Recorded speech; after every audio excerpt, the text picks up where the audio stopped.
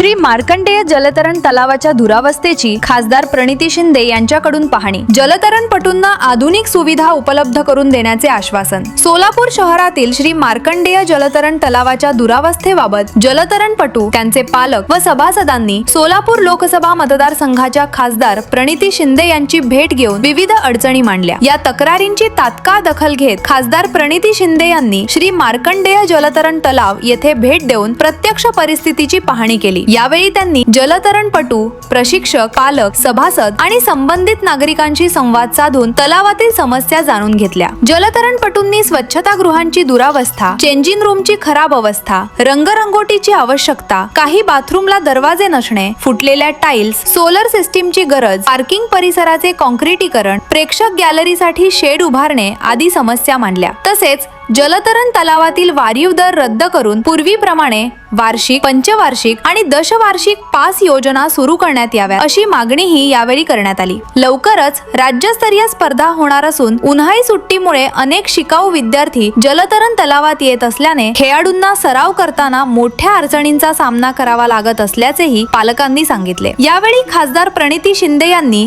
सोलापूर शहरातील होतकरू जलतरणपटूंना अधिक चांगल्या सुविधा, दर्जेदार प्रशिक्षण आणि प्रोत्साहन मिळावे यासाठी आवश्यक उपाययोजना करण्याबाबत सकारात्मक भूमिका घेतली। श्री मार्कंडेय जलतरण तलावातील दुरावस्था दूर करण्यासाठी आवश्यक निधी उपलब्ध करून करण्यात येईल असे त्यांनी सांगितले। युवकांना राज्यस्तरीय, राष्ट्रीय व आंतरराष्ट्रीय स्तरावर संधी उपलब्ध करून देण्यासाठी शहरात आधुनिक क्रीडा सुविधा उभारण्यावर भर देणार असल्याचेही त्यांनी स्पष्ट केले। योग्य सुविधा मिळाल्यास गुणवंत खेळाडूंना आपली क्षमता सिद्ध करण्याची संधी मिळते आणि नव्या प्रतिभेला प्रोत्साहन मिळते असे मत त्यांनी व्यक्त केले। यावेळी सोलापूर महानगरपालिकेचे क्रीडा व इतर संबंधित अधिकारी वर्ग, जलतरणपटू, त्यांचे पालक, सभासद उपस्थित होते।